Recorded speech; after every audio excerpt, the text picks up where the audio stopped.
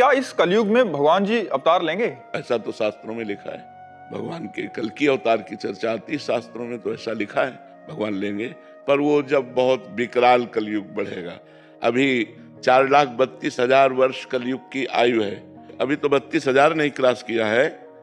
कलयुग में इतना पापाचरण बढ़ जाएगा, इतना पापाचरण बढ़ जाएगा कि कहीं रामकृष्ण नाम सुनने को नहीं मिलेगा।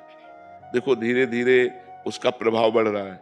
क्या सुंदर गृहस्थी कि अगर पति को प्राप्त किया तो आजीवन निर्वाह किया, पत्नी का वरण कर लिया, आजीवन निर्वाह किया। यहाँ लव मैरिज होता साल भर में डिवोर्स हो जाता है। कलयुग का प्रभाव देखो, कहा कलयुग का प्रभाव देखो। अब कैसे कैसे भयंकर रोग बढ़ रहे हैं, कैसी कैसी भयंकर व्यवस्थाएं हैं। अब एक आदमी को परेशानी, अस्पताल जाए तो दवा मिलना तो बाद की बात है, पहले 10-5 हजार रुपया खर्चा करो इस बात के लिए कि तुम्हें है क्या।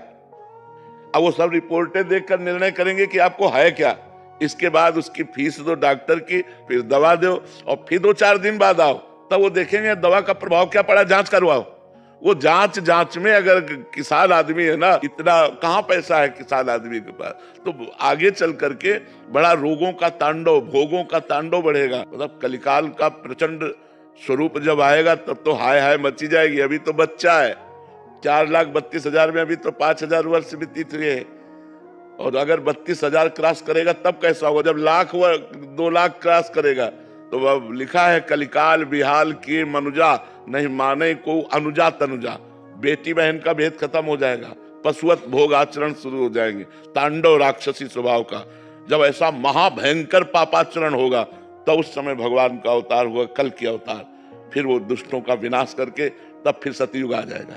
वो आखिरी में 4,32,000 पूरे होते होते आखिरी में भगवान का अवतार होगा। जब भगवान का अवतार होगा उसी समय से सतयुग लग जाएगा, कलयुग की पूर्णता हो जाएगी। पर कलयुग का एक बड़ा गुण है, जो 10,000 वर्ष तपस्या से फल प्राप्त होता था वो कुछ दिनों के नाम कीर्तन नाम जप से प्राप्त हो जाएगा। नहीं तो पहले पता चला कि 10,000 वर्ष दाहिने पैर के अंगूठे के बल खड़े होकर दोनों हाथ उठा के मंत्र जप कर रहे हैं, कितनी कठिन तपस्या। तो कलयुग में यह 10 सेकंड नहीं खड़े हो सकते अंगूठे के बल, 10,000 वर्ष तो बाद जाने दो। तो इसीलिए इसमें छूट दे दी गई कि आप नाम जप कर, कलयुग केवल नाम आधारा, सुमिर सुमिर नर उतर ही पारा। भगवान का नाम जप करके आप संसार समुद्र से पार हो सकते हैं। ये कलयुग की विशेष महिमा है।